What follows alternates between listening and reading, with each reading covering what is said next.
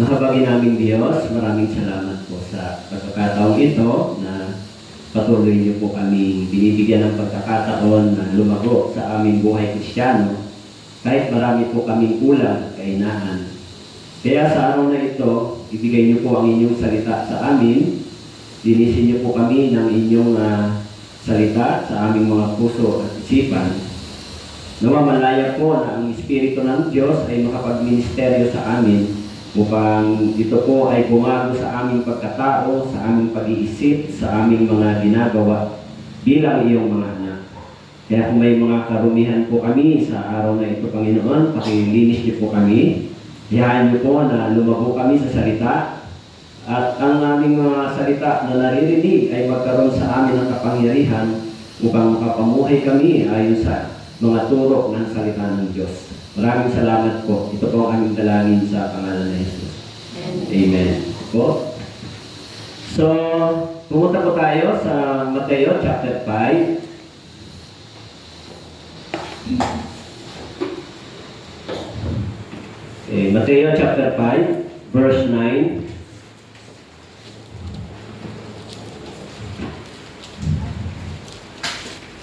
Okay, last Sunday ay tinalakay natin yung verse 8. Ang sabi po, mapapalad ang mga may malinis na puso sapagkat makikita nila ang Diyos. Ngayon, nasa verse 9 na po tayo. So, basahin po natin sabay-sabay yung verse 9. Mapapalad ang mga mapagpayapa sapagkat sila ay tatawaging mga anak ng Diyos. Okay po? So, sa English version ay sinasabi na ito po ay peacemaker. Ano po? O nagiging tulay para sa paggawa ng kapayapaan. Ano po? Ang salitang kapayapaan po sa Biblia ay binanggit ng 400 beses. Yung salita. Okay. Kaya yung salitang pagpayapa o salitang peace ay napakahalaga. Okay? Pero tingnan natin kung ano ang pagkakaiba ng salitang kapayapaan sa pagitan ng Diyos at sa pagitan ng tao. Okay? Isa sa mga naging tema noong 1978 ng isang presidente, si President Jimmy Carter ay presidente ng Amerika noong 1978. Siya ay nagkaroon ng isang proklamasyon sa Middle East na tinatawag na peace agreement between Egypt and Israel. Okay. Between the Egyptian President si Anwar Sadat and the Israeli Prime Minister Menachem Begin. Okay. Ginamit ni President Carter yung verse ng Blessed are the peacemaker, for they shall be the children of God. Kaya nagkaroon siya ng proposal, nagkaroon siya ng pagnanais na magkaroon ng peace agreement sa pagitan ng bansang Israel at ng Egypt. Pero alam natin yung peace sa Middle East ay hindi permanente. Tama po? Bawat presidente nagpapalit, depende sa sitwasyon ng pumapalit na presidente. Kaya ginamit niya yung salitang peacemaker. Pero alam natin, yung salitang kapayapaan sa pagitan ng mga bansa ay hindi po pwedeng panghawakan ng tao. Halimbawa po ang giyera ng Russia at ng Ukraine. Ano po? Kahit meron silang agreement ng peace between the two countries, ay meron pa rin silang ginagawang paglusog, pagsakop sa bansang Ukraine. Ibig sabihin, yung kapayapaan ito ay hindi pwedeng panghawakan. Pero ang tanong, ano bang kapayapaan o ano bang kapayapaan ang tinatawag dito o sinasabi ng ating Panginoon? Na sinasabi niya sa verse 9. Sabi niya, mapapalad ang mga mapagpayapa sapagkat sila ay tatawaging mga anak ng Diyos. Meron ba kayong peace dito sa mundong ito? Meron ba tayong kapayapaan? Actually, pag binasa natin sa Biblia, wala tayong kapayapaan sa mundong ito. There is no peace between this world sa pagitan ng mga Kristiyano. Laging meron tayong battle. Okay? Kaya yung context ng salitang sinasabi ni Jesus, mapalad ang mapagpayapa, ito po ay tumutukoy sa pagkakaroon ng reconciliation ng tao sa pagitan ng Diyos at ng tao. Actually, pag binasa po natin, doon sa Romans chapter 1 verse 18, ang Diyos ay napopoot laban sa kasamaan at kalikuan ng tao. Ibig sabihin, kung ang Diyos ay napopoot sa kasamaan at kalikuan ng tao, walang kapayapaan sa pagitan ng Diyos at ng tao. There is no peace. Laging mayroong war. Tama po? At ang Diyos ay, ang sabi doon, napopoot laban dito. Kaya, dito sa mundong ito, sinabi din ni Jesus, sinabi niya na ang mundong ito ay napopoot sa akin. Tama po? Sa John chapter 17, sinabi niya, bago pa sila mapuot sa inyo, sila ay napuot na sa akin. So, paano tayo magkakaroon ng kapayapaan sa mundong ito? Di ba? But of course, yung salitang peace sa pagitan ng tao at ng Diyos, iyon yung reconciliation ng tao at ng Diyos. Okay? Kaya sinasabi ko roon sa ano ba yung layunin ng kapayapaan sa pagitan ng Diyos at ng tao. Actually, pag mapabasa namin sa Lumang Tipan, merong reconciliation ang mga Israelita sa panahon ng meron silang ginagawang sacrifice and offering. Tama po? Pag sila ay nagkasala, kailangan nila magdala ng peace offering, sacrifice offering. So God is reconciled to humans through the sacrifice of Christ, offering a path to forgiveness and restoration. This is the peace between God and human. Tama po? Kaya sinasabi po doon na meron tayong war sa pagitan ng Diyos bago tayo naligtas o na-born again. Okay? Dahil sinabi ng Biblia, ang Diyos ay napopoot laban sa kalikuan at kasamaan ng tao. Alam natin na ang Diyos ay laban sa kasamaan at kalikuan ng tao. Diba? Kung ganoon, kung ang tao ay nabubuhay sa kalikuan at kasamaan, kahit sabihin niya dito sa mundong ito, meron siyang kapayapaan sa ibang tao, subalit sa pagitan ng Diyos ay wala. Pero yung peace sa pagitan ng tao ay hindi po nananatili. Okay? Actually, the Bible emphasizes that peace with God is a gift. Ibig sabihin, yung kapayapaan sa pagitan ng Diyos ay, ito po ay regalo ng Diyos sa pamamagitan ni Yesu Kristo. Kaya ang sabi doon, mapalad ang mga mapagpayapa sapagkat sila ay tatawaging mga anak ng Diyos. Okay? Number one, sinasabi rito, merong tinatawag na ultimate peace with God. Ito yung reconciliation sa pagitan ng tao at ng Diyos through Christ. Okay. Kaya sa 2 Corinthians chapter 5 verse 19, pinanwit po yan. Ang sabi po, sa makatwid, kay Kristo ay pinagkasundo ng Diyos ang sanlibutan at ang kanyang sarili na hindi binibilang sa kanila ang kanilang mga kasalanan at ipinagkatiwala sa amin ang salita ng pakikipagkasundo. Reconciliation. Ano po? Yung salitang pakikipagkasundo. Hindi ba laging merong ganito ang mga bansa? Parang ipinapadala nila yung kanilang mga peace na grupo, tawag dito, para makipagkasundo sa ibang bansa. Okay? Peacekeeper. Okay? Pero dito, ang ginawa ng Diyos para tayo ay magkaroon ng pakikipagkasundo sa Diyos ay sa pamamagitan ni Christ. Tama po? Kaya sa pamamagitan ni Kristo, tayo ay ipinagkasundo sa Diyos. Hindi ba? Dahil ang sabi ng Biblia, ang Diyos ay napopuot laban sa kalikuan at kasamaan ng tao. Kaya binanggit din doon sa Ephesians, hindi ba? Tayo ay nabuhay dati sa kapuotan laban sa salita ng Diyos. Okay? Kaya meron tayong kapayapaan sa pagitan ng Diyos dahil kay Yesu Kristo. Tama po? Dahil kung ang Diyos ay napopuot sa iyo, di ba? Sabi doon sa Bible, so doon sa Awit chapter 7, binanggit po, okay, sa Awit chapter 7,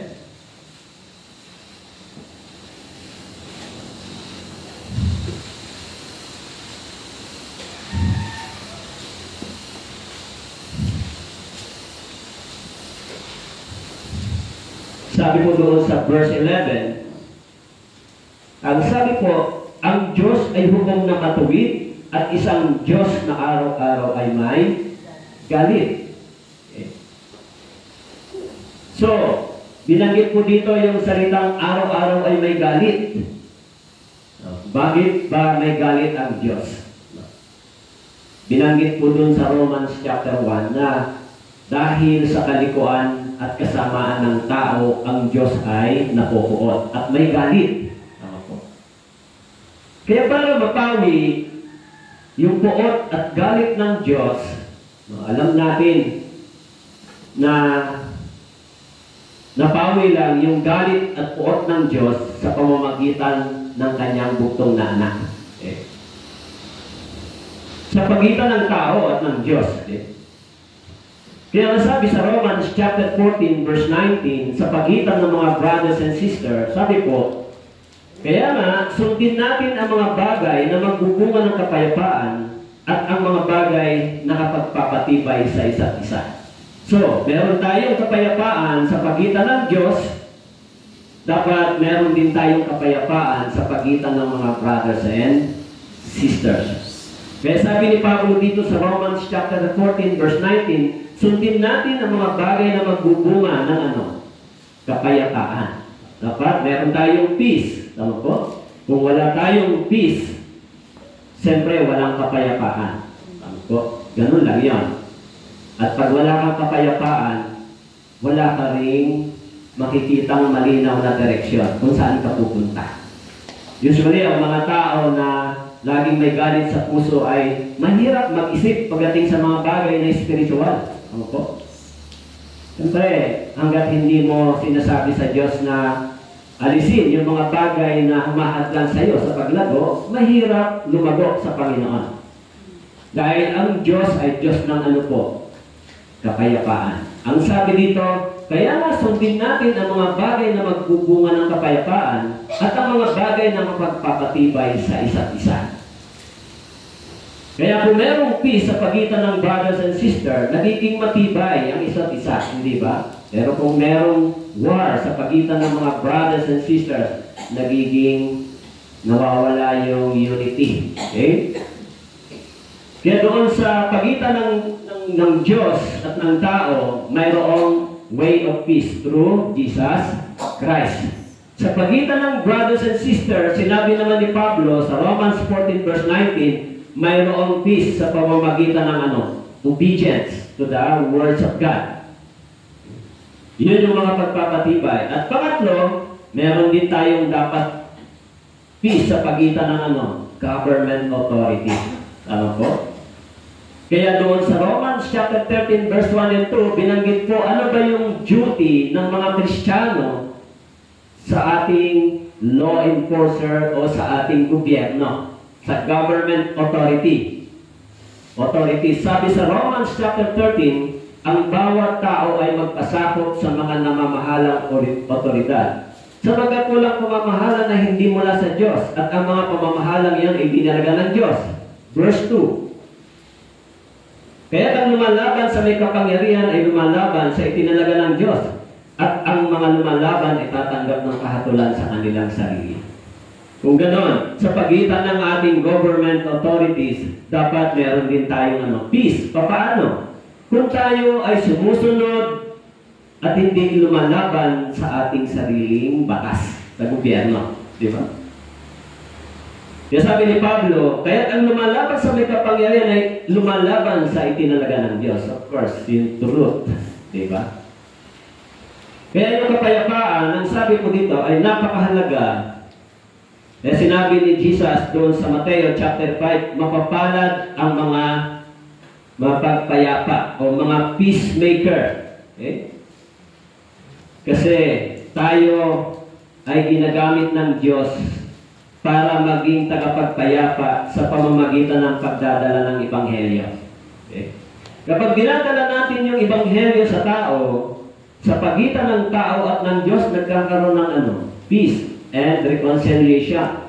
Kapag ipinapakilala natin si Jesus Christ bilang sacrifice for the sin offering, nagkakaroon ng reconciliation sa pagitan ng tao at ng Diyos. Tayo, meron na tayong kapayapaan sa pagitan ng Diyos at ng tao.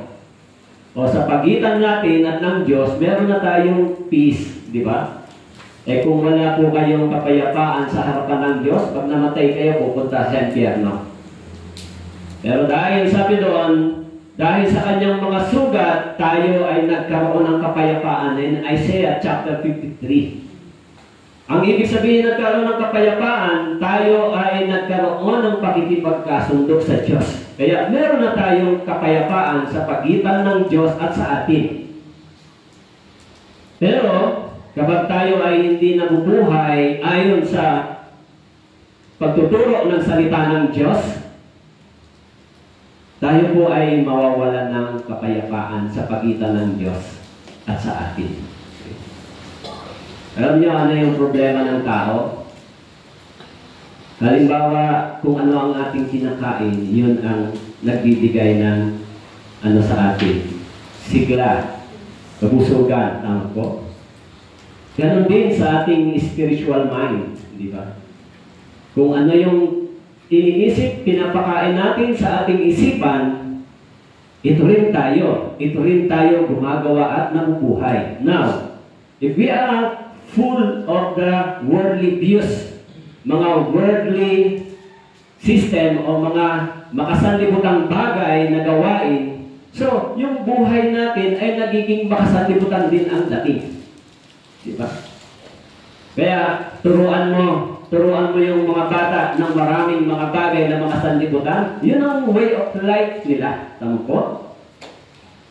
Marami silang ginagawa na may kinalaman lagi sa mga worldly activities and worldly views. Punong-puno sila nito. So, kung dito lang yung feeling nila sa kanilang knowledge, sa kanilang ginagawa, maliligaw sila. Kaya nga yung salita ng Diyos ay pinupuno tayo ng salita ng Diyos para magkaroon tayo ng godly knowledge and godly character. May battle natin yung mga worldly system na pumapasok din sa atin. Di ba? Kaya kung ano yung ating pinapractice, ano yung ating iniisip at ginagawa, ikaw yun. Ano ba yung ginagawa mo? Di ba? Kaya kung tayo ay peacemaker, so, siyempre, magiging tulay tayo ng Diyos para magdala ng kapayapaan. Sa church, kung peacemaker kayo, wala kayong problema. Pero pag hindi kayo peacemaker sa church, marami kayo laging problema. Kasi ano ba lagi ang nasa isip ng tao kapag makasanlibutan? Laging negative. Pag nasa worldly, mas maraming worldly tayong ini-input sa ating isip at puso. Kung minsan tayo po ay tinatangay nito. Actually, napakahirap, hindi ba? Tingnan po ninyo. Bago tayo na born again, bago tayo nakatanggap ng maka-Diyos na pagtuturo, ano ang unang-unang in-input sa atin, in-inculcate sa ating isipan, sa ating practices? Since birth, di ba? Hanggang dumating yung second birth. Ano yung practices na nakasanayan natin? Kung nasanay tayo nung sa una nating paniniwala at pananampalataya, hindi ba tayo nagising na yung una nating pinaniniwalaan ay naging laban sa pananampalataya ng Biblia? Ito yung ating naging kinagisnan at ito yung ating kinamulatan. Di ba? Kaya, maging si Jesus, nagtuturo siya, sabi niya, mapapalad yung mga mapagpayapa o yung mga taong Mas ginugusto nila yung kapayapaan kaysa kabuluhan. Mas mapalad sila. Kaya sabi ko doon sa Hebreo, chapter 12, verse 14, pagsikapan ninyong magkaroon ng kapayapaan sa lahat at ng kapanalan na kung wala nito'y walang sino mang makakakita sa Panginoon. Sabi po sa Hebreo chapter 12, verse 14, pagsikapan ninyong magkaroon ng kapayapaan. Ano po? Ibig sabihin, ang tanong dito, nasa atin ba ang kapayapaan? Diba? Yan ang tanong. Dahil paano mo pagsisikapan ng isang bagay nang wala ka? Diba? Ibig sabihin, nasa inyo ba yung kapayapaan? Diba? Actually, depende yan sa inyong iniisip at ginagawa. Of course, yung peace ay nasa atin. Bakit po? Kasi sinasabi doon sa Isaiah chapter 9 verse 6, Jesus Christ is the Prince of Peace. Tama po? So, nasaan si Jesus? Nasa atin. Tama po? Kung gano'n, kung nasa atin si Jesus, meron tayong peace galing sa Diyos. At itong peace na ito, yung kapayapaang ito, ay pwede nating i-offer sa iba. Hello, naintindihan niyo po? Kaya yung salitang beatitude ay napakahalaga. Sinasabi ni Jesus, mapapalad ang mga mapagpayapa sapagkat sila ay tatawaging mga anak ng Diyos. Of course, kung ikaw ay broker o peace, ikaw ay ikaw ay galing o ikaw ay anak ng Diyos. Dahil sabi ng Biblia, yung lahat ng mga bagay na mabuti at malinis at banal ay galing sa langit. Pero kung ikaw naman ay troublemaker, galing ba sa Diyos? Galing ba sa Diyos kung troublemaker tayo? Kung tayo ang cause ng division, kung tayo ang cause ng problem, galing ba yun sa Diyos? Alam natin, laging author ng kaguluhan, ng division, ay ang diablo. Siyempre, sino ang instrument ng diablo? Hindi pwedeng espiritu lang. Di ba? Maging ang tao ay nagiging instrument ng diablo para magdala ng kaguluhan, magdala ng kawalan ng kapayapaan. Di ba? Kaya tayo bilang mga Kristiyano, hindi ba? Tinuruan tayo ng Biblia. Di ba? Tama lang ba na kung sa bahay lang tayo makinig, mag-aral, magbasa, okay na ba yun, manalangin? Walang ganun sa Biblia. Kung yun lang ay pwede na, dapat hindi na lang sinabi sa Hebrews chapter 10, verse 25, na kayo ay magtipon. So, iniutos ng Biblia ang pagtitipon. Bakit po? Actually, yung moral ascendancy at moral dignity ng isang tao, yung moral values ng isang tao, dapat ito ay parang ilaw sa community. Kung tayo ay Kristiyano, hindi ba? Tayo ay mayroong moral dignity o spiritual values sa isang community. Tama po? Hindi lang tayo nagbabasa, hindi lang tayo nagbibigay ng kapayapaan, tayo rin ay nagpapakita ng isang moral na testimony and integrity. Kasi may mga tao naniniwalang Kristiyano pero problema sila ng community. Meron tayong tungkulin ipakita yung moral testimony na tinanggap natin galing sa Diyos. Meron ba tayong tungkulin? Meron ba kayo nun? Kung sinasabi nyo na pastor dapat maging maayos at mabuting pastor at matuwid, dapat din kayong lahat, tayo din lahat. Hindi lang ang pastor. Kung ang pastor ay dapat hindi gumawa ng mali, magsikap maging tama at maayos, dapat kayo din gano'n. Hello, naintindihan niyo po? Kaya, dapat lahat tayo ay committed sa itinuturo ng ng Biblia, hindi lang ang pastor. Kaya minsan, hindi ba, mas madaling makita yung pastor kaysa ating sarili. Dapat tayo ang titingin sa ating sarili, tama ba tayo sa harapan ng Diyos? Mas madali lang tignan yung iisa. Kaya meron tayong tungkulin bawat isa at meron tayong pananagutan bawat isa para ipakita yung moral testimony o yung values, yung spiritual dignity na natutunan natin sa Biblia. Hindi lang yung pastor, di ba? Hindi lang yung pastor magsisikap maging maayos, kayo din dapat. Di ba? Kayo rin, dapat din kayo magpakita. Maging ako rin. Tama po? Hindi ako accepted sa teaching ng Bible na ito. Di ba? Lahat tayo ay accountable dito. Kaya kung sinasabi ng Biblia, mapalad ang may mga mapagpayapa, hindi po ito para sa hindi Kristiyano. Para po ito sa mga born-again believer. Okay? Kaya, tanging ang mga anak ng Diyos ang tunay na broker ng salitang kapayapaan.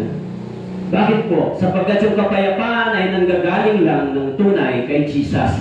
Dahil ang sabi po, Jesus is the Prince of Peace. Ano po?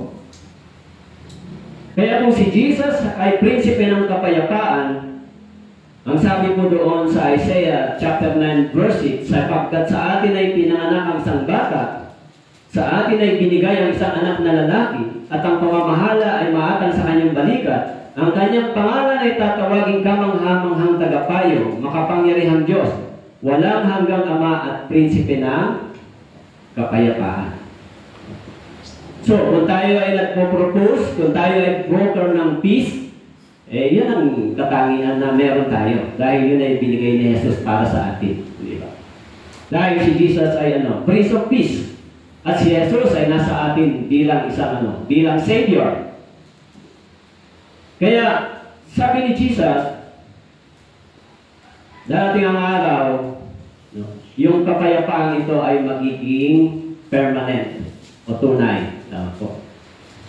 Actually, sa Daniel chapter 9, binanggit doon yung false peace, di ba? Sa panahon ng Antichrist, for 3.5 years, merong tinatawag na false peace. Tama po? Pero yung kapayapaan yun ay temporary lang, for 3.5 years, di ba?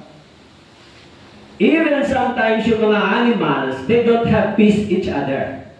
Yung mga hayop, meron ba silang kapayapaan yung mga hayop? Actually, laging meron silang tinatawag na karakter na territory na karakter.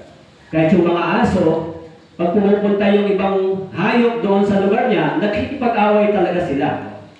Even sa mga hayop dito sa sanlibutan ito, the animals, they don't have peace. Hindi sila nagkakaroon ng kapayapaan. Diba? Kaya yung mga tao din, hindi ba? Wala rin kapayapaan. Subukin mong pumasok diyan sa bakuro ng iba nang hindi ka nagpaalam. May problema na yun. O bakit pumapasok ka dito nang hindi ka nagsasabi? Di ba? Bakit kumukuha ka ng bunga ng punong kahoy, hindi ka nagsasabi? Di ba? Bakit kinukuha mo yung mga bagay na yun na hindi mo pinaalam sa akin? So, sa pagitan nun, nawawala yung peace. Tama po. Kaya yung mga Kristiyano ay mayroong tunay na kapayapaan, hindi sa sanlibutan ito, kundi sa pagitan ng Diyos at ng tao. Pero someday, even the animals, magkakaroon din ng peace.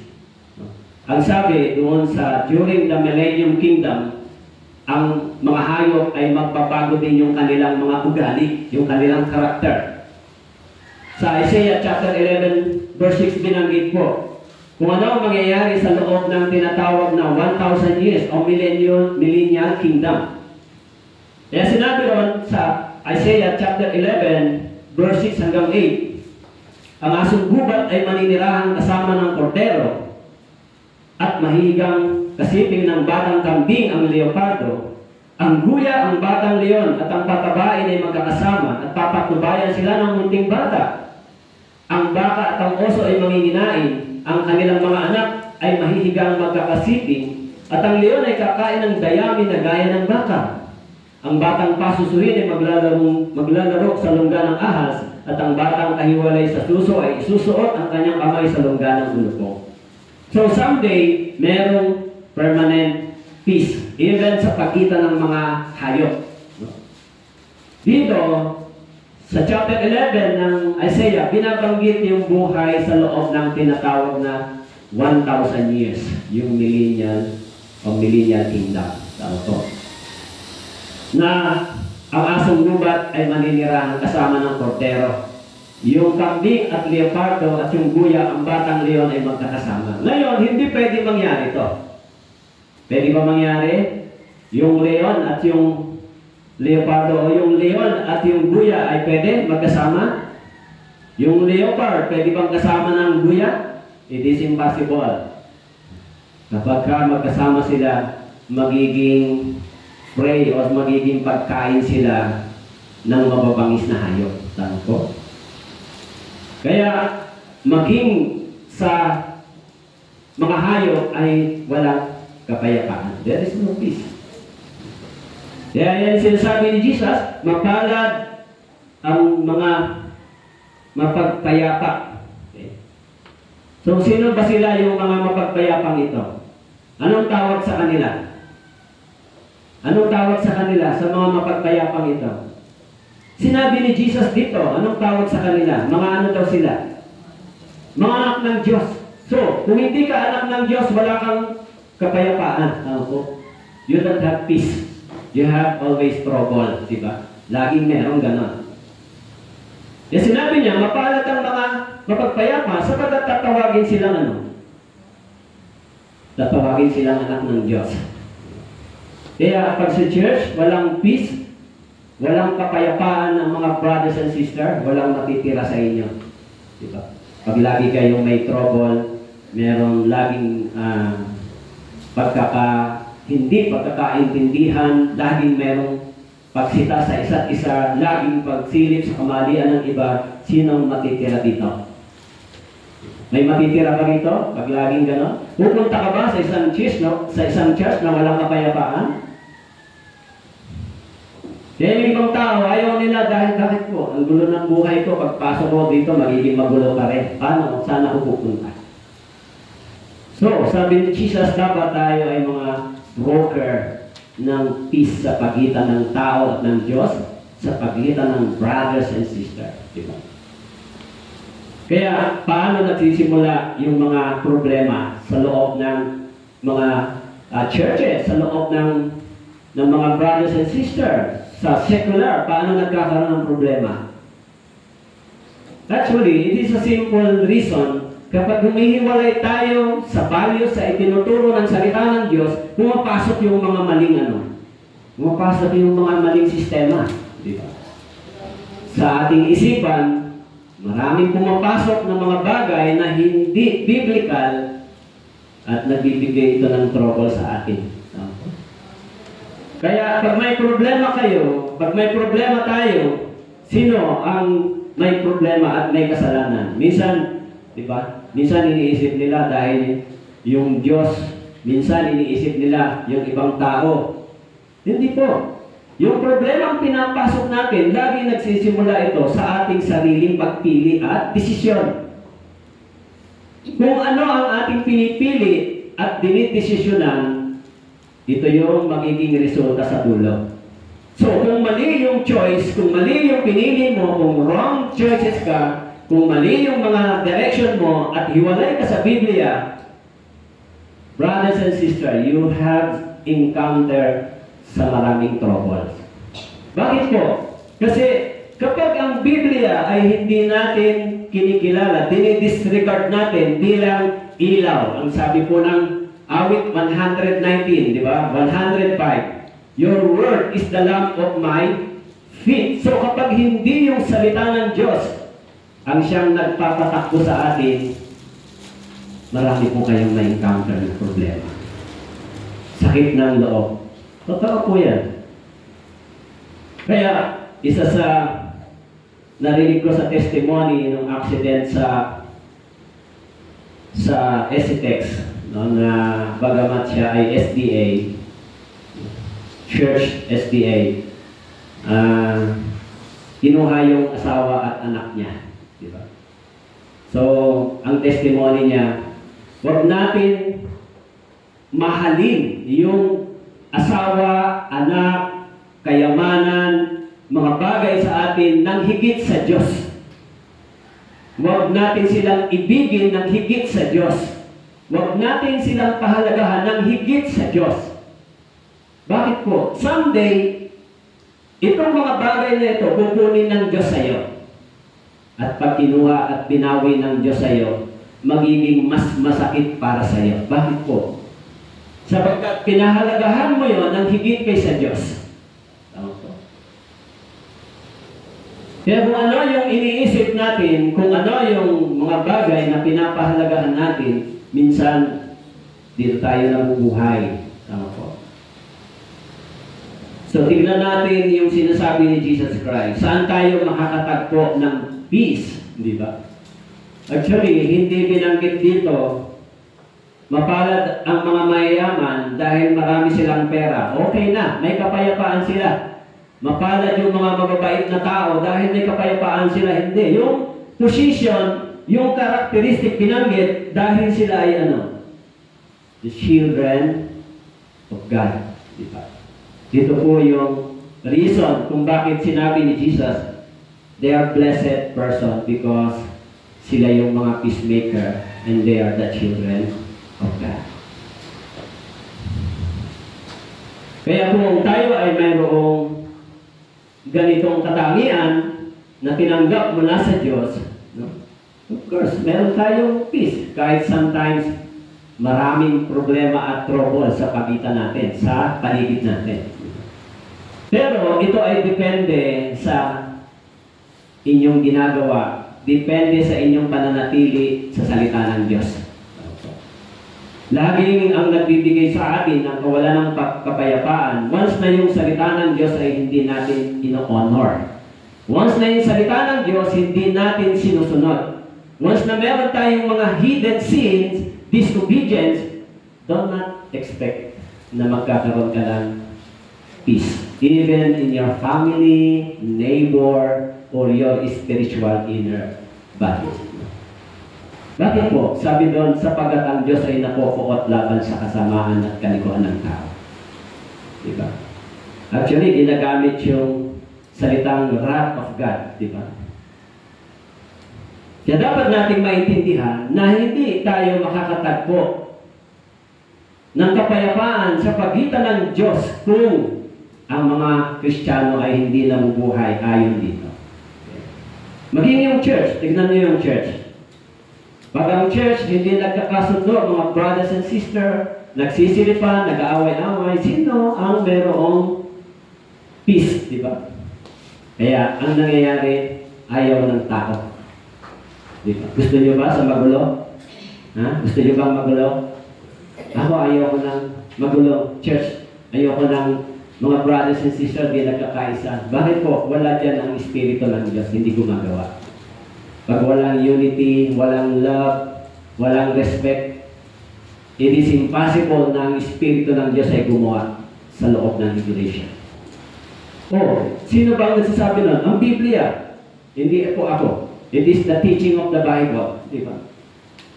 Kung hindi tayo seryoso sa Diyos, mas mahirap. Kailangan seryoso tayo sa aral ng salita ng Diyos. Minsan yung mga tao seryoso sa mga tradisyon, taon-taon sinusunod nila yung mga tradisyon, pamana sa kanila. Pero yung aral ng Biblia, seryoso ba ang mga tao? Di ba? Hindi nila pwedeng hindi gagawin. Di ba? Pag piyesta, hindi sila pwedeng hindi makikipiesta, maghahanda. Bakit? Sapagkat ito ay seryoso nila sinusunod mga tradisyon. Di ba? Pero paano naman yung aral ng Biblia sa atin? Diba? Seryoso ba natin itong ginagawa? Kaya, tanda po natin yung sinasabi dito, mapalad ang mga mapagpayapa sapagkat sila ay tatawaging mga anak ng Diyos. Hindi anak ng Diablo. Anak ng Diyos. May anak ang Diablo dito, di ba? Sa Romans chapter 8, sa John chapter 8, verse 44, binanggit, sinabi ni Jesus doon, Diablo ang inyong ama. Bakit po? Dahil gusto ninyo yung kaguluhan, kasinungalingan, kasamaan, ito ang gusto ninyo. Kaya sabi ni Jesus sa kanila, your father is the devil. Diba? So, meron dito, sabi dito, tayo ay mga anak ng Diyos, tayo ay tagapagpayapa. We are the peacemaker. Okay? Kaya, doon po sa Luke chapter 2, verse 14, sinabi po, luwalhati sa Diyos sa kataas-taasan at sa lupa'y kapayapaan sa mga taong kinalulugdan niya. Sabi rito, luwalhati sa Diyos sa kataas-taasan at sa lupa'y kapayapaan. Kanino? Kanino ang kapayapaan dumating sa mga taong kinalulugdan ng Diyos? Sa mga tao na mga anak ng Diyos. Maging si Jesus, sinabi niya, kapayapaan iniwan ko sa inyo. Sa John chapter 14 verse 27. Sabi niya, ang aking kapayapaan ay binibigay ko sa inyo. Hindi gaya ng ibinibigay ng sanlibutan ang binibigay ko sa inyo. Huwag mapag-aabag ang inyong puso o matakot man. So sabi ni Jesus, kapayapaan iniwan ko sa inyo. Ang aking kapayapaan binibigay ko sa inyo. Anong merong kapayapaan kay Jesus? Actually, sa mundong ito, sa pagitan ng sanlibutan ito at sa atin, there is no peace. Diba? Lagi tayong merong battle sa sanlibutan ito. Dahil sinabi ni Jesus, bago pa sila mapuot sa inyo, napuot na sila sa akin. Diba? Ano tayo magkakaroon ng kapayapaan sa sanlibutan ito? Diba? Lagi tayong mayroong maraming alalahanin. Inaalala natin yung pagkain, inaalala natin yung ating health, inaalala natin yung trabaho, inaalala natin yung pamilya, inaalala natin yung mga ari-arian. Maraming mga bagay na nagbibigay sa atin ng kawalan ng kapayapaan. Di ba? Kaya, ang mga tao, kapag dumadaan sa kaguluhan, saan sila tumatakbo? Tumatakbo tayo sa Diyos, hindi ba? Naku, pag nawalan po kayo ng kapayapaan, saan kayo tumatakbo? Pag nawalan kayo ng pera, saan kayo tumatakbo? Sa Mumbai? Mumbai. At pautang mo na dyan. Mumbai. Nagugulo ang bulsa ko at walang laman. Pero pwede bang mga Kristiyano maging Mumbai? Alam nyo, pag binasa nyo sa Deuteronomy, sinabi ng Biblia, huwag kang magpapatubo sa pera. Pag Kristiyano ka, hindi inaalaw ng Biblia. Kasi, lalo lang itong nagbibigay ng pagdurusa sa mga tao. Tama po? Kung gusto mong tumulong, huwag kang sumingil ng patubo. O sino ang magbibigay ng tubo sa'yo? Ang Diyos. Pero pag ikaw ang nagpatubo sa tao, hindi gusto ng Diyos po yun. Bakit po? Sapagat hindi ka tumulong, lalo ka lang nagpabigat. Hindi ba? Totoo po yan. Kaya pag tumakbo po kayo sa Mumbai, ay panigurado magiging mabigat na tulong yan sa inyo. Burden nyo, hindi ba? Kaya pag sinabi ng Mumbai, nandyan bang nanay mo? Sabi niya, wala po siya. Pumunta na manilingin. Opo, nandiyan ba nanay mo? Ay, sabi po niya, wala siya eh. Kaya nandun pala nagtatago kasi walang pambayad. Hindi nakatulong, naging pabigat lalo. Tama po? So tayo mga Kristiyano, saan tayo tumatakbo? Sa Diyos. Panginoon, wala kami pagkain ngayon. Paano? Kung si Elijah, pinadala ng Diyos ng uwak para magdala ng pagkain sa kanya, so yung Diyos na yon, yun din yung Diyos na nakilala natin ngayon. Sa pagitan ng ating pisikal na kalagayan at sa Diyos, meron tayong kapayapaan. Dahil alam natin, sabi ng Biblia, kung ang mga ibong ito, mga hayop na ito, hindi nagtatanim, hindi nagtatrabaho, ay kumakain. Gaano ka pa na ikaw ay isang anak ng Diyos? So, ano po yung pinag-uusapan doon? Meron ka bang trust? Diba? May tiwala ka ba sa sinasabi ng Biblia sa iyo? Ano po? Kadalasan, ang Biblia, napakahirap, madaling pagtiwalaan. Mas madaling magtiwala sa Mumbai siguro, sa magpapahirap. Madali naman silang kausap. Di mo kailangan manalangin, di ba? Pero sa Diyos, kailangan mo manalangin, di ba? O Diyos, bigyan mo ako ng pagkain. Ako, alas 7 na, wala pa akong hapunan. Darating yung hapunan mo, alas 9. Kaya alas 8, gutom ka na, hanap ka na lang ng Mumbai. So, kung minsan tinetest yung ating faith, di ba? Kung tayo ay totoong nagtitiwala sa Diyos, don't worry for tomorrow, sabi ko, di ba? Kaya sabi rito, yung kapayapang ito sa pagitan ng tao at ng Diyos ay perfecto, walang kulang. sa pamamagitan ng ating Panginoon. Okay? Kaya doon po sa Acts chapter 10, verse 36, binanggit po ng mga disciples. Sabi po, nalalaman ninyo ang salita na kanyang ipinadala sa mga anak ni Israel, na ipinangaral ang magandang balita ng kapayapaan. Sabi po sa Acts chapter 10, verse 36, ipinangaral ang magandang balita ng kapayapaan sa pamamagitan ni Jesucristo. Siya ay Panginoon ng lahat. So, yung kapayapaan ay dinadala ng mga Kristiyano sa pamamagitan po ng Ebanghelyo. Kayo, nagkaroon kayo ng peace sa pagitan ng Diyos at ng tao nang dinala sa inyo yung Ebanghelyo. Nagkaroon kayo ng reconciliation sa pagitan mo at ng Diyos. Pero kung wala yung Ebanghelyo, ang sabi po sa Bible, ang Diyos ay napupukot sa iyo. Tama po? At ang Diyos araw-araw may galit sa iyo kung hindi dumating ang Ebanghelyo sa atin. Bakit po? Ang Ebanghelyo ay nagdala ng reconciliation sa pamamagitan ni Jesucristo. Diba? Kaya kahit meron tayong trouble sa mundong ito, meron din tayong kapayapaan sa pagitan ng Diyos at ng tao. Okay? Kaya ang sabi rito, ipinangaral ang magandang balita ng kapayapaan. Ito yung natanggap natin. Yung magandang balita ng kapayapaan, ibinigay sa atin sa pamamagitan ni Jesucristo. Kaya doon po sa Romans chapter 5 verse 1, binanggit din po, kaya yamang tayo inaring ganap sa pamamagitan ng pananampalataya, mayroon tayong kapayapaan sa Diyos sa pamamagitan ng ating Panginoong Jesucristo. Sabi po sa Romans, meron tayong kapayapaan sa Diyos. Ano po? Dahil pag wala kang kapayapaan sa Diyos, maging yung pagkain mo, maging yung mga pills mo, maging yung kalusugan mo, ay laging wala ka rin kapayapaan. Ano po?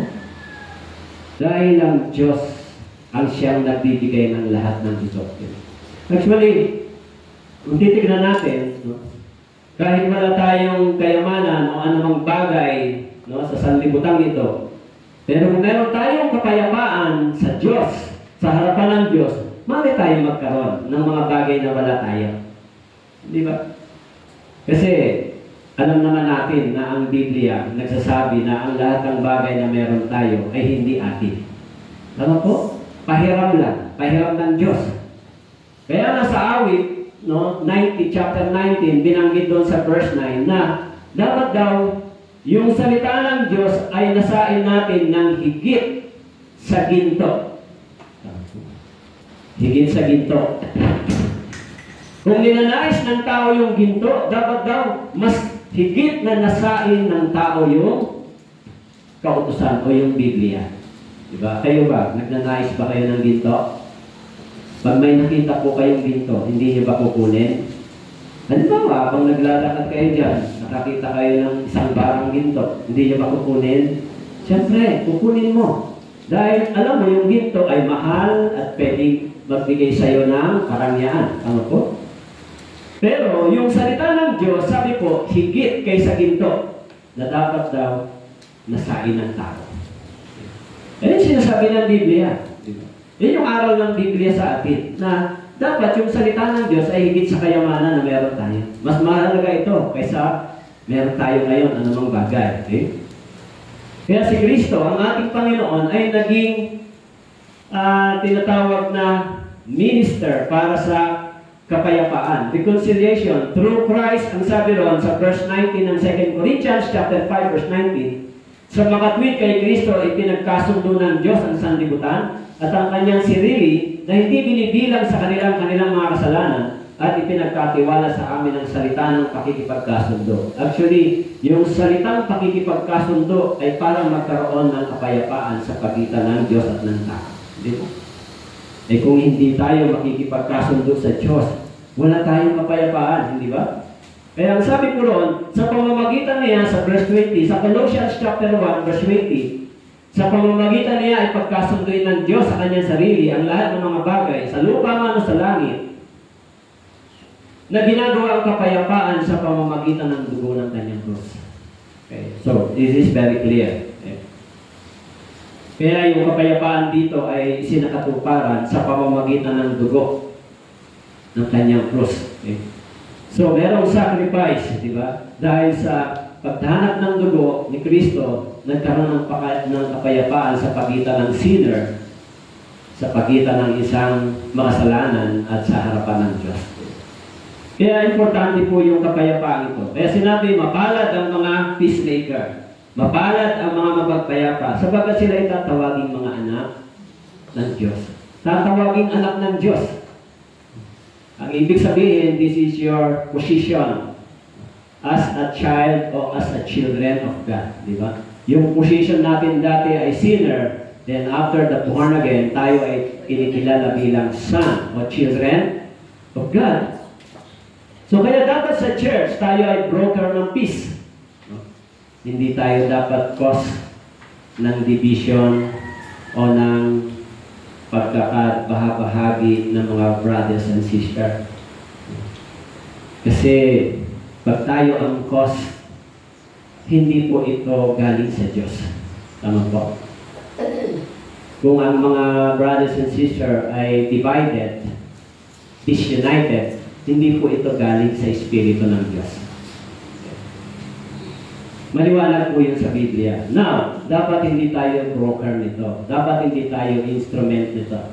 Yung pagkakaroon ng division, pagkakaroon ng pag-aaway-away, pagkakaroon ng mga bagay na hindi maganda, hindi tayo dapat nagiging instrumento nito. Hello, naiintindihan niyo po? Kaya kung hindi po kayo marunong mag-propose ng peace, so, ano ang ipopropose ninyo? Ano ang ipobroker ninyo sa church? Di ba? Ano, pag pumasok kayo sa church, hindi kayo maghihipagbati sa mga brothers and sisters, hindi kayo ngingiti, hindi kayo magko-congratulate, oh, kumusta? So, wala kayong offer na peace. Pupasok kayo sa church, wala kayong kilala, parang walang kilala. Tapos, uuwi kayo, parang wala rin kayong kilala. Saan kayo nakakita ng ganong church na born again? Na pagpasok sa church, wala kang binabate, wala kang tipo. Wala na siguro, pag mainit ulo nyo, galing kayo sa bahay, di ba? Pagdating nyo rito, papasok kayo sa church. So, saan kayo makakita ng ganito? Kung kayo ay isang bagong Kristiyano at makasalubong kayo ng ganitong Kristiyano, pinati nyo, hindi kayo pinansin, ano ang gagawin mo? Pag isang bagong ligtas na Kristiyano, nakasalubong ka, pinati ka, pero dahil mainit ang ulo mo, hindi mo pinansin, anong mangyayari? Sa susunod, sarado na yung communication. Tama po? Meron ba ganitong church? Walang ganitong church. Walang ganong church dahil yung church na sinasabi sa Biblia ay broker ng peace, joy. Tama po? Pero kung ang church na ganito ang mararatnan nyo, hindi ko alam kung kahit na-experience nyo, hindi ko alam kung sasabihin nyo, maganda dito sa church nyo. Maganda mag-stay dito. So, alam natin na tayo ay ginagamit ng Diyos para ano? Para sa iba. Naintindihan niyo po? Ginagamit tayo ng Diyos para sa iba. Iniligtas tayo hindi para sa sarili lang natin. Niligtas din tayo para sa iba. Kaya yung church, tignan po ninyo yung mga churches na mga non-born again. So, parang mga Kristiyano din sila, yung mga Pentecostalism. Diba? Actually, pag nakita nyo sila, masasaya sila, di ba? Tumatalon, kumakanta, umaawit ng masasayang awitin, tumatawa sila. Pag pumasok ka dyan, masigla sila, babatiin ka, di ba? Pero, siyempre, may problema yung teaching ng gospel pagdating sa salvation. Kaya pag titignan mo, parang totoo sila, di ba? Pero pag nireview mo yung salvation, may problem. Tama po? Kaya yung salvation nyo, tama, hindi ba? Tama ba yung kaligtasan po ninyo? Kung tama yung kaligtasan nyo, dapat din na maging masayahin tayo. Kasi walang church na gano'n. Kaya sabi ni Jesus, mapalad yung mga mapagpayapa, sila yung tatawaging anak ng Diyos. Diba? Ang unang-unang hahanapin mo na church kung saan magkakaroon ka ng peace of mind. Kung saan makakatanggap ka ng pagkikare ng mga tao sa loob ng church. Yan ang dapat mong hanapin ng church. Pero pag sa loob ng church, lagi kang nakakakuha ng trouble at problem, paano ka mag-stay sa God? Kaya sinabi ni Jesus, mapapalad ang mga mapagpayapa sapagkat sila'y tatawaging mga anak ng Diyos. So yun yung araw ng Biblia. Dapat broker tayo ng peace, di ba? Broker tayo ng magandang ehemplo ng pangangaraw ng Ebanghelyo. Nagdadala tayo ng kapayapaan, pero sa atin kung wala tayong peace, mahirap po yun. Dahil sabi rito, sa pamamagitan ng Ebanghelyo, ay dinadala natin yung kapayapaan dito sa sanlibutan. Kaya, huwag tayong mag-expect ng peace sa pagitan ng mga taong hindi ligtas. Sa pagitan ng mga taong non-born again, do not expect peace from them. Bakit po? Sinabi rito, yung mga taong taga-sanlibutan, it is impossible na magkaroon ka ng peace sa pagitan nila.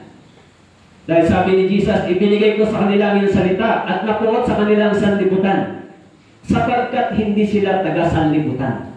It means, itong mga taga-sanlibutan ito yung mga taong hindi ligtas. Ano po?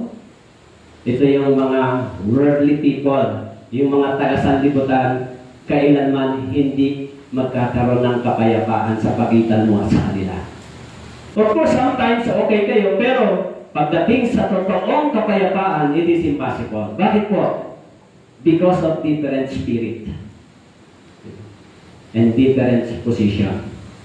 You are the children of God, and He is the children of the devil. How come na magkasundo yung darkness and light? Ano? It is impossible. Lagi yan mayroong battle. Ano po? Kaya yung mga kaisipan, mga worldly views, mga practices at lifestyle ng mga taga-sanlibutan, hindi nagiging fit set sa totoong children of God.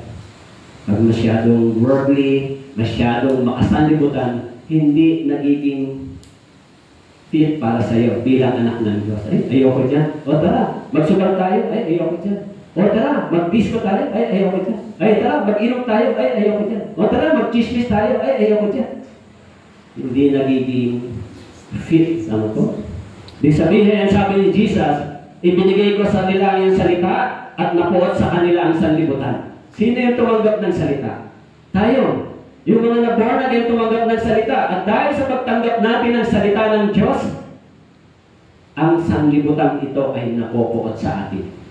Sapagat ang sanlibutan ito ay nabubuhay sa kadiliman, at ang mga tao tumanggap ng salita ng Diyos ay nabubuhay sa liwanag. At kapag ang tao nasa kadiliman ay nililiwanagan mo, dinadala mo sa liwanag, galit sila.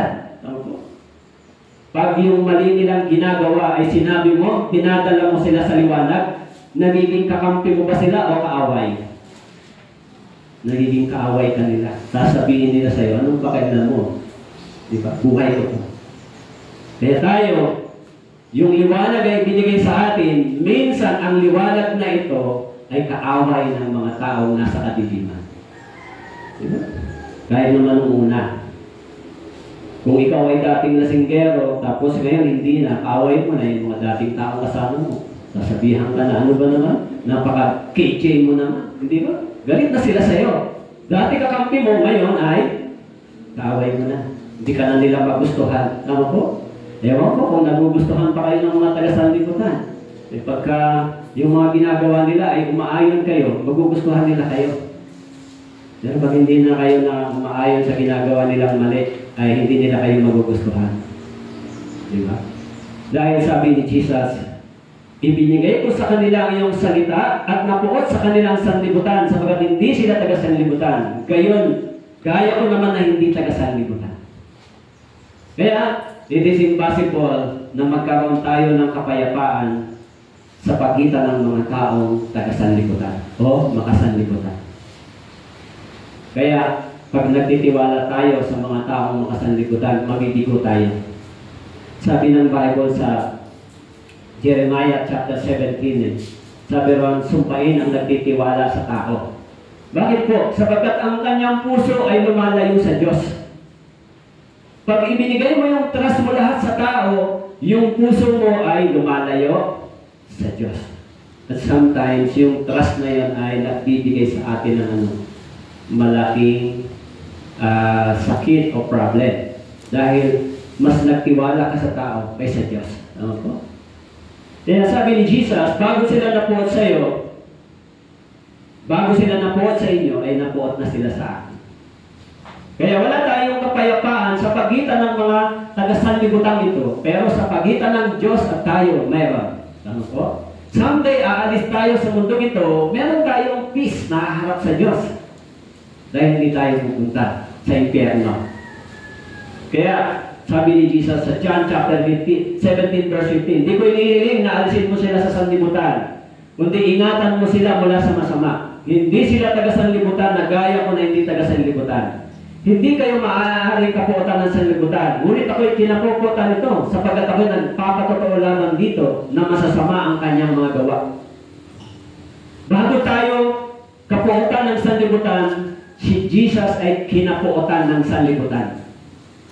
Now, kung nasa atin yung Espiritu ng ating Panginoon, kung nasa atin yung Prince of Peace, ang sanlibutan ito din ay napupuot sa atin. Diba? Siguro napupuot din sa inyo. Kaya, mga brothers and sisters, okay? Bakit tayo maraming mga problems, battle, trials, persecution na nararanasan? Kahit minsan gusto natin maging mabuting tao. Kahit gusto natin gawin yung tama. Di ba? Kahit meron tayong takot sa Diyos. Bakit lagi tayong mayroong trouble? Dahil ang sanlibutang ito ay laban sa katotohanan at liwanag na nasa atin. So ano ang dapat mong gawin? Dapat kang manatili kung nasaan ka. Okay? Kung minsan, yung problem na ito ay nangyayari sa family, sa friends, no? Yung kawalan ng peace. Una, sabi ni Jesus sa Luke chapter 12 verse 51, sa palagay ba ninyo ay pumarito ako upang magdala ng kapayapaan sa lupa? Hindi, sinasabi ko sa inyo, sa halip ay pagkakabahabahagi. Sapagkat mula ngayon, ang 5 sa isang bahay ay magkakabahabahagi. 3 laban sa 2 at 2 laban sa 3. Sila ay magkakabahabahagi, ang ama laban sa anak na lalaki at ang anak na lalaki laban sa ama. Ang ina laban sa anak na babae at ang anak na babae laban sa kanyang ina. Ang biyanang babae laban sa kanyang manugang na babae at ang manugang na babae laban sa kanyang biyanang babae. So there is no peace. Kaya meron isang nagsabi, mabuti pa si Adan at si Eve, tahimik ang buhay nila. Bakit daw po? Dahil wala silang biyanan. Walang nakikialam sa kanila. Hindi ba? Pag walang biyanan, walang nakikialam, tahimik ang buhay mo. I'm sorry po sa mga may manugod. Hindi ba? Pero, alam niyo po, nabasa niyo ba yung isang babae na sinunod yung 3 anak? Nabasa niyo? Nakita niyo sa YouTube? Sa Facebook? Nakakawa yung nangyari, hindi ba? Sinunod niya yung 3 niyang anak. Pati siya nagsunod sa sarili. Sa sobrang depression. Pero nag-report siya sa barangay. Anong problema niya? Yung problema niya ang kanyang biyanan. Nakikialam daw sa kanilang mag-asawa. At syempre, siguro, yung asawa din, pag nagka-problema silang mag-asawa, kumampi yung biyanan pa, ay di lalong nag-trouble siya. Ano po? Kaya isang nakakalungkot na bagay na yung mga bata ay sinunod ng kanyang nanay. Siguro, iniisip niya na hindi ko na kayo iiwan dahil mararanasan niyo ba yung matinding pagdurusa dito sa sanlibutan dito. Katulad ko. Of course, tama ba yung ginawa niya? Of course, 100% na mali. Pero maaaring sa isipan niya, ayoko nang maiwan pa kayo. Baka magtutusa rin kayo katulad ko. Diba? Maaaring gano'n. Diba? Pero, hindi ba? Kung walang Diyos na nakikilala, kung walang Diyos na tinatakbuhan at tumutulong, ay hahantong sa gano'n. Diba? Depression, anong iniisip? Sino ba sa Bible ang na-depress? Pero si Elijah na-depress, buti na lang meron siyang pananampalataya sa Diyos, di ba? Anong sabi ng Diyos sa kanya? Nasaan ka? Di ba? Anong ginagawa mo? So, buti na lang nagpakilala ang Diyos sa kanya, di ba? At binigyan siya ng physical rest, si Elijah. Hindi lang yun, binigyan siya ng pagkain. Dahil hinahanap niya ang Diyos. Pero si Judas, na-depress si Judas, di ba? Na-depress si Judas. Kaya si Judas pumasok sa utak niya, sa isip niya si Satanas. Nang sinabi doon sa Bible. Pumasok si Satanas sa kanyang isipan nung na-depress siya. Kaya kinikili niya yung kanyang buhay. So, it is a dangerous. Of course, sa pagitan ng ating family, between sa pagitan ng mga anak, asawa, sa pagitan minsan ng biyanan, manugang, sometimes wala talagang peace dyan. Dahil bakit po? Yung pananampalataya kasi. Di ba? Kung ikaw ang unang-unang na born again sa pamilya ito, mawawalan ka ng peace sa family mo kasi uusigin ka nila, panigurado yun. Yan magiging problema mo, di ba? Pero kung paninindigan mo yung pananampalatayang ito dahil you are the broker of peace and you are the children of God, sabi ni Jesus, mapalad ang mga mapagpayapa. Ikaw ang magdadala ng kapayapaan sa kanila, ikaw ang magiging instrumento para magkaroon kayo ng kapayapaan. Dahil sinabi ron, the only peacemaker in the Bible is the children of God. Sila lang yung nag-broker nito, nagpo-propose nito. Magkaroon tayo ng peace, di ba? Kahit sa church, di ba? Kaya, bakit pa lagi tayo may battle? Kasi nakasulat sa Bible na ang mga Kristiyano laging mayroong battle sa sanlibutan ito. Even si Paul, sinabi yun sa Ephesians chapter 6, verse 11 and 12. Sabi rito, isuot ninyo ang buong kasawatang pandigma ng Diyos upang kayo makatagal laban sa mga pakanan ng Diablo. Sapagat ang ating pakikipaglaban ay hindi laban sa laman at dugo, kundi laban sa mga pinuno, laban sa mga may kapangyarihan, laban sa mga pangyarihan din nakikita na nag-ahari sa sanlibutan ito. So sabi ni Pablo dito, ang ating pakikipagdigma o pakikipaglaban ay hindi laban sa laman at dugo. This is spiritual problem. Kailan nagsimula ito? Yung pakikipag-battle ng tao after the fall of man in the Garden of Eden. Ito. So, because of wrong choice, yung unang paglikha sa tao dahil sa maling pagpili ni Eva at ni Adam ay hanggang ngayon, yung ganitong bagay ay paulit-ulit sa atin hanggang sa dumating yung fulfillment ng redemption sa atin. Hindi ba? Yung salvation. So, tandaan natin, sa mundong ito, tayo ay walang kapayapaan. Bakit po? Sapagkat sabi ron, nakikipaglaban tayo para sa kaharian ng Diyos. We fight for God's kingdom and purpose. And when we deliver the gospel, we fight for the soul. Diba? So, kaya sa loob ng church, kapag walang peace, walang unity, so hindi madadala yung kapayapaan sa mga hindi ligtas. Dahil tayo ay nakikipaglaban para sa kaligtasan ng iba. Nakikipaglaban ba kayo para sa kaligtasan ng iba? Yes.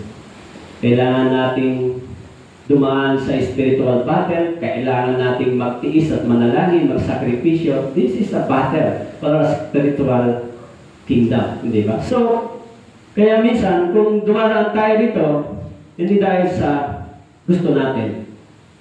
Dahil ito na yung pagkatao natin, pagkatapos natin maligtas. Kaya, yung kapayapaan ay nais ng Diyos. Doon po sa Romans chapter 16 verse 20, sinabi po, at si Satanas ay tuturugin ng Diyos ng kapayapaan sa madaling panahon, sa ilalim ng iyong paa. Ang biyaya naman ng ating Panginoong Jesucristo ay sumayin. So sabi rito, si Satanas ay tuturugin ng Diyos ng kapayapaan. So God is the peace of God, di ba? Pero sometimes God is the war, di ba? Siya yung nakikipaglaban para sa atin. Tama po? So, kung minsan tayo ay ipinakikipaglaban ng Diyos, God of war sometimes spiritually, di ba? Sabi ng Bible, ang Diyos ay nakikipaglaban para sa atin at hindi tayo nakikipaglaban sa sarili nating lakas. Tama po? So, tandaan po natin, yung kapayapaang ito, kung minsan ay naglalaho pero hindi permanent. Okay? No. Minsan meron tayong peace of mind, pero minsan naman wala tayong peace of mind. Lagi ba kayong payapa? Ha? Laging payapa kayo? Pag lagi kayong payapa, Siguro may dual citizen kayo. Pagka gusto ng mga tao sa sanlibutan, di nyo gusto nyo rin. Wala kayong kaaway. Hindi ba? Pero pag yung ginagawa nilang mali ay inihayag ninyo, may kaaway kayo pag sinaway nyo. Tama po? Pero pag sinabi nila, sugal tayo, okay lang yan. Di ba? Pag sinabi nila, gawa tayo ng masama, okay lang yan. Wala kang kaaway. Walang sumasalungat. Pero pag disagree ka sa sanlibutan ito, laging meron kang trouble. So sa church, nag-agree ba kayo sa church? Sa mga aral na naririnig ninyo dito sa church, dito sa salita ng Diyos, nag-agree ba kayo? Kapag nag-agree kayo, dapat ito maging makapangyarihan sa inyo sa pamamagitan ng application ng gawa. Di ba?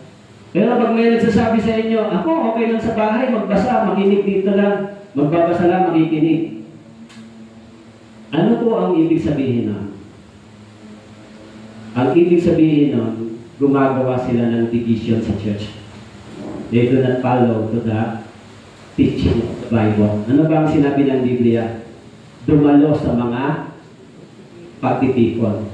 So, pag ang katwiran mo, okay naman ako dito sa church, dito na lang ako magbabasa, makikinig. So, anong ibig sabihin nun? You dispute and dishonor the words of God.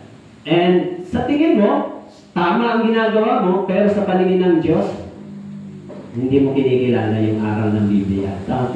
So, bakit may ganon? Bakit nangyayari yun? Kahit sinong tao, kahit sino sa atin, you have the free will and freedom. Tama po? You have the free will and freedom. Ano ba ang sabi ng Biblia? In Deuteronomy chapter 30:19, sabi, piliin mo kung alin dito, buhay o kamatayan, pagpapala o sumpa. You have the free will, hindi ba? Kaya, kapag ang pinipili mo, it is your choice. Yung sarili mong gusto, hindi yung gusto ng Biblia at yung mga aral ng salita ng Diyos, ang ibig sabihin nun, you honor yourself, di ba? But you dishonor the words of God. So, bakit tayo nandito? Bakit ako nandito? Dahil ito yung utos ng Bible. Di ba? Pwede ba kumayaw ako? Pwede kung gusto ko. But I don't want to follow my own inclination in my own self. No? I need to follow kung ano sinasabi ng Biblia. Kahit na sabihin pa ng sarili mo, magiging komportable ka. Kung hindi ka mag-aaral, hindi ka magtuturo ng Biblia, magiging mas maigi sa'yo. Hindi. Of course, physically, magiging maigi sa paningin mo, subalit sa paningin ng Diyos, may problema ka. Hindi ba? So, ano yung gagawin natin? Kahit minsan, parang hindi okay sa atin, pero sinasabi ng Biblia, dapat nating gawin. Sapagkat ito ay iniuutos at sinasabi ng salita ng Diyos. Pero paano kung ayaw ko? It is your choice. Sabi ng Biblia, pumili ka. Anong gusto mo? Buhay o kamatayan, pagpapala o sumpa. So, kapag nandun ka na sa dulo ng maraming problema, huwag mong sisihin ang Diyos at ang iba. Kundi, because it is your choice and decision sa dulo. Pwede mo maiwasan yung problema sa dulo di ba? O halimbawa, kung kayo po ay, kung high blood po, di ba? Kung high blood ka, gusto mo mababa ang dugo mo, ma-maintain. Huwag kang kumain ng mga pagkain na magpapataas ng dugo. Tama po? Minum ka ng maintenance. Tama po? Para hindi ka ma-high blood. Pero gusto mo maging high blood ka, kumain ka ng maraming mantika, taba, alat, damihan mo para tataas ang dugo mo, ma-high blood ka. Diba? Depende sa'yo. Kung ano ang gusto mo, piliin. Tama po? It is your choice.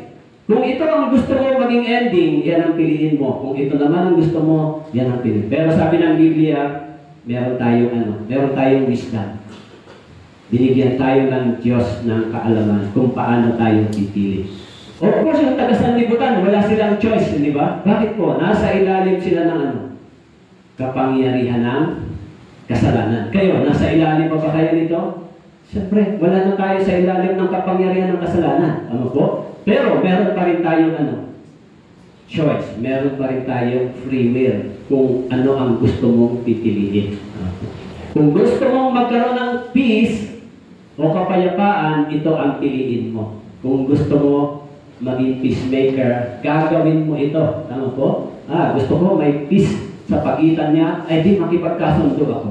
Tanong po, para wala akong problema. Pero kung ayaw mo ng peace, ay di, huwag ka makipagkasundo. Hayaan mo lang may gulo kayo, may trouble kayo. Di ba? So, dahil ayaw mo ng peace. So, of course, it is your choice. Di ba? It is your free will. Ito yung pinili mo. Kaya kung ano sa dulo, yun ang magiging consequence at resulta. Darating ang araw, tayong lahat tatayo sa harapan ng Diyos, di ba? I hope, pag tayo natin sa harapan ng Diyos, meron tayong peace. Ito, meron tayong kapayapaan. Tayo ko'y manalangin. Panginoon, salamat po. Binigyan mo po kami ng kapayapaan sa aming puso at sa sanlibutan ito ay wala po kaming kapayapaan. Subalit sa pagitan mo ay meron kami. Kaya tulungan niyo po na kami po ay lumago sa inyong salita. Tulungan po ninyo kami na matutunan po namin ang pagsunod sa salita ng Diyos at pagpapahalaga. Salamat po. Ito pong aming dalangin sa pangalan ng Diyos. Amen.